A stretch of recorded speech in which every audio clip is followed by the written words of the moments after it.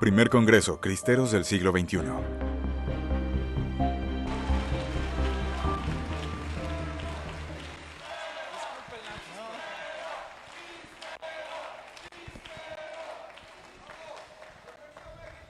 Muchas gracias. Bueno, gracias antes que nada por la presentación. Y en primer lugar, cuando me ha tocado hablar en México sobre este tema, hace poquito un obispo amigo me invitó a hablar también en un congreso sobre los cristeros, aquí en Mérida, en Yucatán. Comencé pidiendo perdón, porque que un argentino hable a los mexicanos sobre la cristiada es más o menos como que un mexicano le vaya a hablar a un argentino sobre la guerra de Malvinas o a un francés sobre la Revolución Francesa, ¿no? Pero creo que es pero muy necesario, porque la historia de vuestro país ha sido totalmente silenciada. Lo que voy a explicar ahora, voy a intentar explicar ahora, es apenas un capítulo de mi tesis doctoral en historia, dirigida por un gran hispanista y a su vez aprobada por el gran Jean Meyer, aquel historiador francés que vive aquí en México, en el DF, que ayer el cardenal Sandoval citó. Meyer estuvo presente en mi defensa de tesis, y por más que no tenemos los mismos criterios desde el punto de vista teológico, bueno, estuvo muy contento y hasta tiene partes del prólogo de esa tesis, ¿no? Lo que voy a intentar compartir con ustedes es el tema de la masonería y la cristiada. Hay una frase famosa de Emilio Portes Gil, expresidente de México, que dice así, con la que yo comencé la tesis, que se llama la contrarrevolución cristera. La lucha es eterna, decía Portes Gil. La lucha se inició hace 20 siglos. En México, el Estado y la masonería en los últimos años han sido una misma cosa. Portes Gil hablaba de su época, pero hoy podemos decir que es exactamente lo mismo en estos días en México. Poco se sabe de este aspecto de la cristiada, y la masonería a su vez es un tema bastante difícil de imaginación. De ahí que poco y nada exista en los libros que uno ha podido investigar sobre cuál fue la influencia real de los masones en esta contrarrevolución religiosa y mexicana que tuvo México. Y cuando yo digo contrarrevolución, lo uso en términos clásicos y no como algunos hoy los utilizan. La contrarrevolución, decía el gran José de Maistre, un gran político y filósofo francés, no es hacer una revolución contraria, sino es hacer justamente lo contrario a lo que hace la revolución. Lo contrario de la revolución con R mayúscula. Y acerca de la masonería existen muchísimos conceptos y apreciaciones, ya sea por la complejidad de este movimiento o porque las definiciones que la masonería da de sí misma muchas veces son poco precisas y no manifiestan nunca los últimos fines, los verdaderos fines. Según el rito inglés y escocés, la masonería, cito, es un hermoso sistema de moral revestido de alegoría e ilustrado con símbolos. Otras cosas dicen, es una institución cosmopolita y en progreso incesante que tiene por objeto la investigación de la verdad y el perfeccionamiento de la humanidad. Supuestamente se funda sobre los principios de la tolerancia, de la libertad. Plantean que no hay ningún dogma, no hay dogma alguno que uno tenga que creer. Y fíjense que las palabras mismas, como decía Lenin, aquel revolucionario ruso, terminan siendo como balas. Las palabras son balas. Por eso si uno quiere cambiar la cultura, tiene que ir cambiando poco a poco el modo de hablar, las palabras mismas, ¿no? Lo decía antes Pablo Muñoz, nos van cambiando el vocabulario para cambiar los conceptos y a su vez por medio de los conceptos querer cambiar la esencia de las cosas. La tolerancia no es algo malo per se, uno tolera a la persona. La Iglesia siempre ha tolerado y ha amado a la persona, aun cuando esta persona sea pecadora. Pero la Iglesia siempre ha sostenido que no puede haber tolerancia respecto del error, respecto del pecado. El error no tiene ningún derecho, solo la verdad tiene derechos. Se es tolerante con la persona, pero no con el error ni con el pecado. Bien, la masonería plantea esto, una especie de sociedad tolerante, no dogmática, universal, filantrópica, quiere decir que ama a todos los hombres, ¿no? Y respeta la creencia de un Dios. Los masones, estrictamente hablando, no son ateos, son teístas, o sea, afirman que hay un Dios, pero que ese Dios es un Dios que creó el universo, estoy resumiendo simplemente, y que después de haberlo creado, de haber sido el gran arquitecto, dicen ellos, del universo, lo dejó andar, lo dejó rodar. Y Dios no se preocupa en absoluto de los hombres, van a plantear los masones. Y a su vez van a decir, se van manifestando de modo distinto en distintas culturas. Con los budistas en el Tíbet se irán manifestando con ese espiritismo que tienen, adorando la nada misma. Con los católicos diciendo que Dios es uno y trino. Con los musulmanes que es Alá y que fuera de hoy no hay nada más. Bien, lo cierto es que nosotros no tenemos el mismo Dios que los musulmanes, que los budistas, que los marxistas, que los masones. No. Nuestro Dios es uno y trino y se encarnó, se hizo hombre, murió por mí, está ahí atrás, en la cruz. No es el mismo Dios. Si hubiese sido el mismo Dios, no se hubiese revelado. ¿Para qué va a sufrir tanto?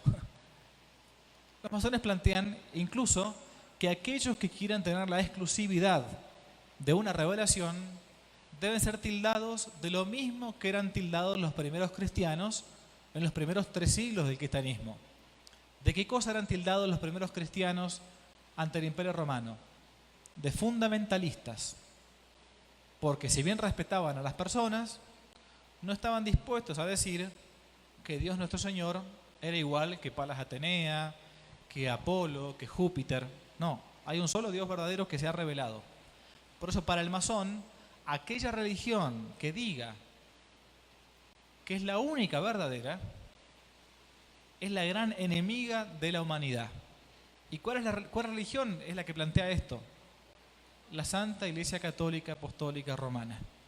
Es la gran enemiga de la Iglesia. Desde el principio, desde la fundación de la masonería, ya por 1717 en Inglaterra. En cuanto a su doctrina, se puede analizar desde el punto de vista religioso, desde el punto de vista moral, desde el punto de vista filosófico.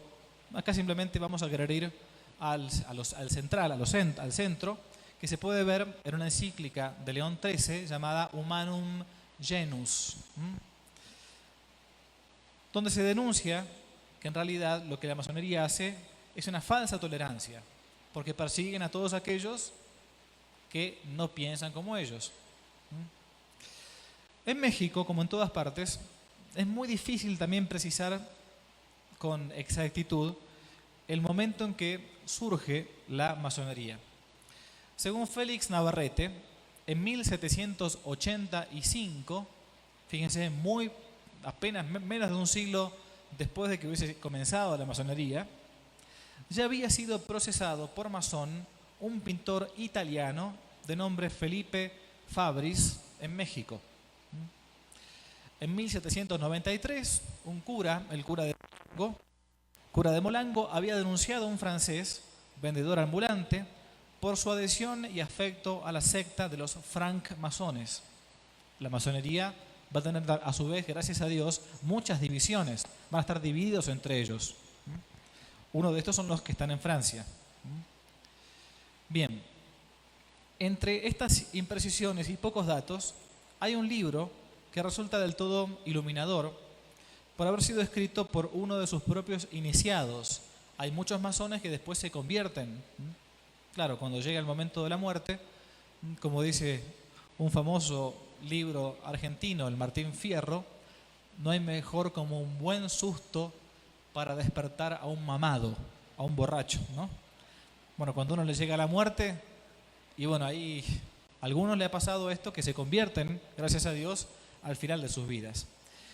Bien, según este libro llamado Historia de la Masonería en México, desde 1806 a 1884, de José María Mateos, fundador del rito nacional mexicano, que fue publicado a su vez con la autorización del Supremo Gran Oriente. Cito el texto que les leo ahora. Dice él: ¿desde cuándo fue introducida la masonería en México? Al menos desde el año 1806. Desde esa época, sigue diciendo él, sola data la masonería en México, pues no hay constancia alguna de que antes de ella se hubiese establecido ninguna otra logia, pues el gobierno ejercía un gran control sobre ella. Fin de la cita. Y si bien las revoluciones en México se van a desarrollar muy rápidamente, no se preparan, como ustedes saben, las revoluciones de un día para otro, ni la hace tampoco el pueblo. Toda revolución nunca la va a hacer el pueblo, la van a hacer algunos que se van a aprovechar del pueblo. Cualquier revolución de la que ustedes piensen. La obra de la masonería, en el caso de la llamada Revolución Mexicana, procedía de mucho antes de ella.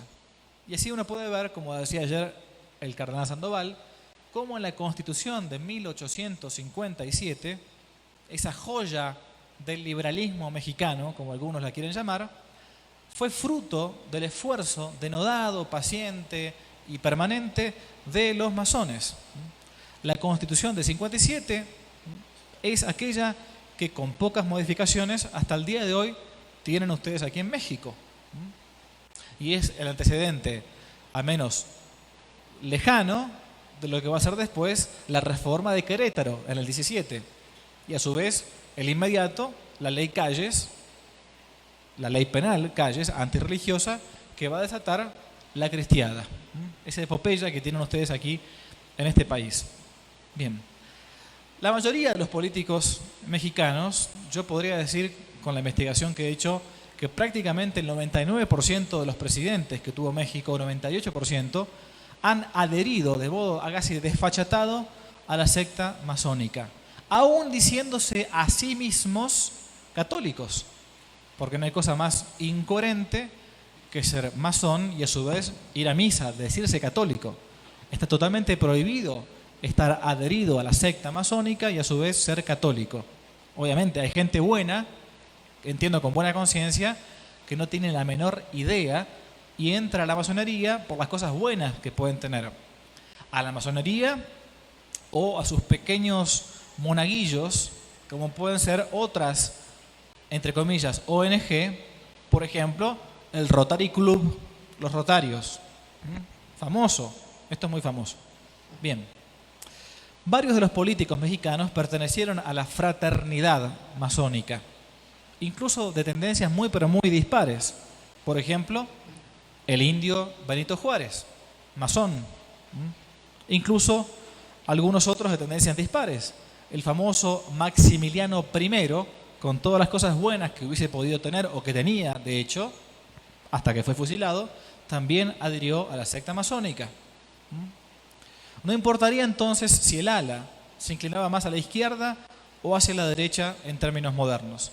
Siempre la nave va a tener un timón afín a los hermanos tres puntos.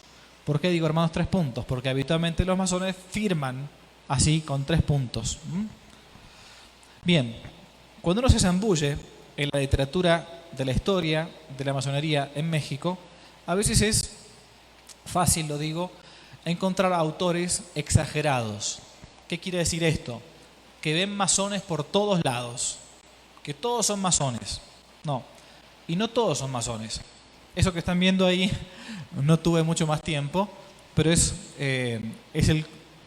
la foto del capítulo dedicado a la masonería, porque esto que les estoy dando ahora es un curso que a pedido de muchos hermanos y amigos mexicanos acabo de terminar de filmar en 11 o 12 capítulos de 1 hora cada uno, especialmente dedicado a México. Va a ser publicado en estas próximas semanas, con diapositivas y todo, porque digo, no puede ser, hoy por hoy es verdad que uno no tiene tiempo para leer. Entonces hagamos un curso audiovisual explicando lo que fue la cristiada con las imágenes y con el relato.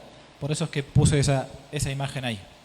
Bien, pero quería decir que muchos que uno cuando lee el tema de la masonería se puede encontrar con que todo el mundo es masón, o que, como que ven masones por todos lados. ¿Por qué?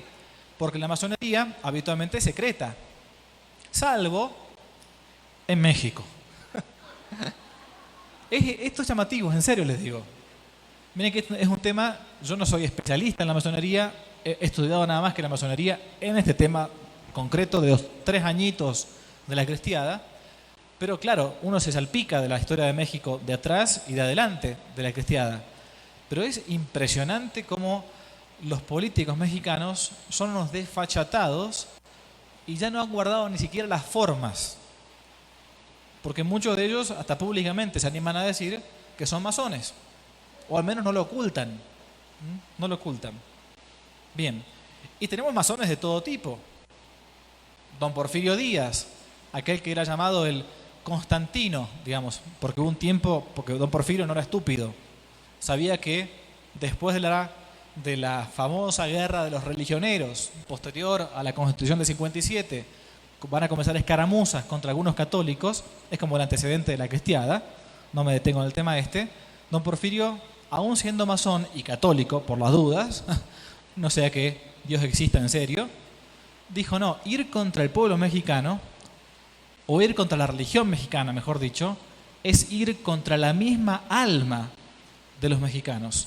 Por lo tanto, don Porfirio, a pesar de ser masón, aunque después quizás muere bastante bien, se va a dar cuenta que él no puede ir contra la religión, aunque él no crea demasiado en eso, porque era un político bastante más hábil que el resto de estos sinvergüenzas que han tenido como antecedentes de la cristiada.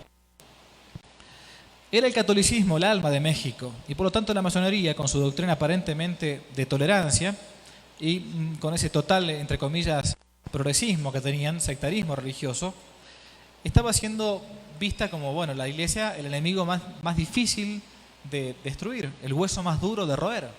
En México, un país que se declaraba 99% católico y 100% guadalupano. ¿Qué hacer? ¿Cómo hacemos? Por eso en 1914 un grupo se va a levantar en los estados de Jalisco y Colima con la siguiente proclama anticarrancista que va a presagiar lo que va a venir después ante la tolerante, entre comillas, Constitución de Querétaro. Esto decían los católicos en 1914, cito: señores carrancistas, persiguiendo de muerte a la religión católica, nos habéis provocado. Vosotros sois los culpables. Vuestro sectarismo es un peligro para la patria. Habéis retrocedido 20 siglos. ¿Por qué les dicen esto? Claro, se volvieron a la época de los emperadores romanos a perseguir a los católicos, ¿no?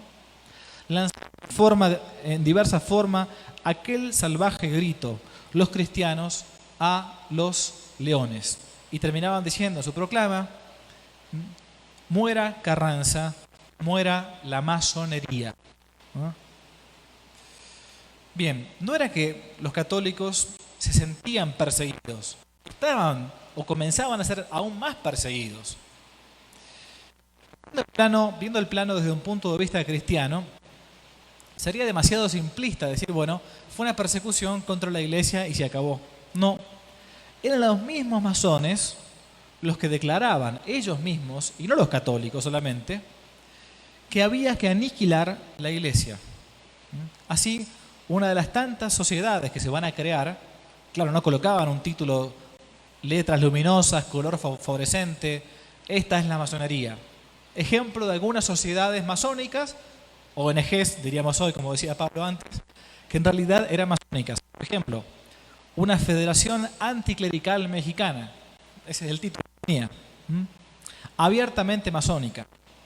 Una de las primeras en protestar contra su enemigo común ante la inminencia de la solemnidad de Cristo Rey, año 1923. Esa solemnidad que al día de hoy tenemos, pero muy emparentada con la historia de ustedes. Cuando nosotros hacemos la solemnidad de Cristo Rey, es imposible que uno no se acuerde de lo que estaba pasando en México en aquella época. Bien. Los eternos enemigos de la libertad se les llamaban a la Iglesia Católica en aquel momento. Un gran historiador de México sobre la cristiada, Rius Facius, señala que el Consejo Supremo Masónico, celebrado en Ginebra, Suiza, en 1924, fue uno de los que avaló la elección del movimiento que tenía a un patriarca. Ustedes saben que en México, pregunto, ¿hubo aquí un intento de Iglesia Nacional Mexicana? ¿Saben eso o no? Bien, menos mal que lo saben, ¿no? Menos mal. Exactamente, la Iglesia Nacional Mexicana fue llevada adelante por un sacerdote que se autodenominaba el Patriarca Pérez, un pobre tipo, un pobre cura. 8 curas se agolparon, o se acoplaron, mejor dicho, junto con el Patriarca Pérez para intentar armar una Iglesia Nacional Mexicana. El Patriarca Pérez era masón. Fíjense, era cura y a su vez masón. Fíjense el cambalache que existía en la cabeza de algunas personas. Pero este pobre hombre fue usado por la masonería para intentar debilitar la jerarquía eclesiástica de entonces.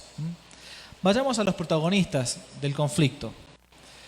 El caso de Plutarco Elías Calles, un diplomático francés llamado Ernest Lagarde, una fuente invaluable que es utilizada por el mismo Jean Meyer en la Cristiada, logró entrevistarse por los años de la Cristiada con el presidente Calles. Y después de conversaciones, él mismo, como buen diplomático, enviaba la conversación que había tenido con el presidente Calles, este sujeto patibulario, enfermo, al gobierno francés. En uno de sus cartas, Lagarde, este diplomático francés, escribe a Francia después de entrevistarse con Calles, cito: «Cada semana que transcurra sin ejercicios religiosos», decía Calles, una vez que se había suspendido el culto, 3 años acá sin culto, «cada semana que transcurra», decía Calles, «hará perder a la religión católica 2% de sus fieles». Y continúa acá el diplomático francés escribiendo a Francia: «Calles estaba decidido a terminar con la Iglesia y a desembarazar de ella a su país, y de una vez por todas». Y terminaba diciendo: «Por momentos, el presidente Calles, pese a su realismo y su frialdad, me dio la impresión de abordar la cuestión religiosa con un espíritu apocalíptico y místico». Calles pensaba estar haciendo algo que le pedía la logia masónica. Por algo fue puesto como presidente de la Nación de México. Calles no llegó solo, como todos los presidentes no llegan solos. Y agregaba este diplomático francés: «Calles es masón y recientemente ha recibido las insignias del grado 33, la insignia quizás más alta que hay en la masonería. El gobierno actual se ha adherido en virtud de sus convicciones filosóficas a la masonería y a destruir la existencia misma de la Iglesia». Este diplomático francés muy probablemente también él mismo haya sido masón. Y esto mismo escribía entonces al gobierno francés de por entonces. El caso de Portegil, después del tiranicidio perpetrado por Toral, José León Toral, contra el presidente electo Álvaro Obregón, en el año de 1928, en el mes de julio, si no recuerdo mal, los obregonistas van a solicitarle a Calles que eliminase del gabinete a aquellos ministros que más se habían mostrado como enemigos del obregonismo. Los cambios que se van a realizar van a permitirle a Portegil tomar a cargo la Secretaría de la Gobernación, por entonces a cargo del gobernador del estado de Tamaulipas, y de poca significación política hasta entonces, pero, dice Río Facius, de una brillante trayectoria masónica. O sea, como vemos, para poder estar en los cargos importantes, ya en tiempos de la Cristiada, hacía falta sí o sí pertenecer a la logia. Algunos en cargos más altos, otros en cargos más bajos, más pequeños. Pero sí o sí era parte fundamental.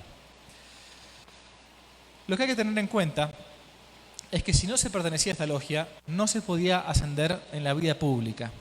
Y si uno quería poco a poco ir ascendiendo, su carrera política iba a ser cortada. Por eso yo acá voy a hacer una mención corta, aunque bastante exhaustiva, de los dirigentes mexicanos masónicos reconocidos. No es que se duda o se sospecha, sino realmente reconocidos. Por ejemplo, Guadalupe Victoria, general presidente de 1824 a 1829. Vicente Guerrero, Anastasio Bustamante, Manuel Gómez Pedraza, Antonio López de Santana, Valentín Gómez Farías, Nicolás Bravo, Mariano Paredes y Arrillaga, Mariano Arista, Juan Bautista Ceballos, Manuel María Lombardini, Ignacio Comonfort, Benito Juárez, obviamente, Juan Laponte, Maximiliano I, don Porfirio Díaz, el general Manuel González, presidente Madero, Plutarco Elías Calles y Porte Gil. Hasta aquí llego yo con la investigación de la cristiada. Y la masonería va a ser la causante principal de la guerra, junto con los Estados Unidos de Norteamérica, por aquello también de don Porfirio, pobre México, tan cerca de los Estados Unidos. De ahí que entonces sea importante conocer la historia de la masonería y a su vez también la historia de la masonería en tiempos de la cristiada. Por último, para poder ver la influencia que esta secta impía, anticatólica, anticristiana, tuvo en el país del norte, Estados Unidos y a su vez también de aquí, de México, en el caso mexicano, uno no puede dejar de hacer mención a un artículo que en plena cristiada, 1928, se publicó en el Osservatore Romano, el diario oficial de la Santa Sede. Se trata de la supuesta, entre comillas, protesta de la masonería y del protestantismo norteamericano contra la política de Plutarco Elías Calles respecto de la religión en México. Fíjese qué inmorales que son estos tipos, que para no quedar mal, en plena guerra cristera, a pesar de estar apoyando al ejército federal, digamos, ¿no? Lo que decía ayer Sandoval es muy importante. La primera vez en la historia que se utilizó aviones para bombardear una población civil fue en la guerra cristera. Los aviones no eran mexicanos, eran estadounidenses. La primera vez, mucho antes de la Segunda Guerra Mundial, que se usaron bombardeos indiscriminados contra población civil mexicana. Población civil fue en la cristiada. Y los yanquis y los masones protestaban, a pesar de todo esto, diciendo qué barbaridad lo que está haciendo Calles con el pueblo mexicano. Se trataba de relatos, simplemente de palabras vacuas, vacías. Bien, la masonería junto con el protestantismo de corte norteamericano se van a encontrar siempre, de acuerdo para tratar de dominar al pueblo de México. De ahí que sea entonces importante, y con esto concluyo, conocer algo de la historia de vuestro país, especialmente los 3 años gloriosos que a ustedes les han quitado una historia, le han falsificado y no les han mostrado.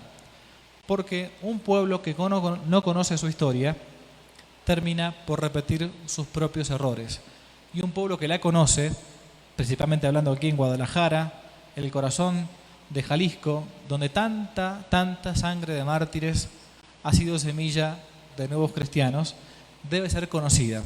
Así que les agradezco, les pido por favor que no dejen de ser fieles ustedes a aquellos que llevan en su propio ADN de católicos y marianos.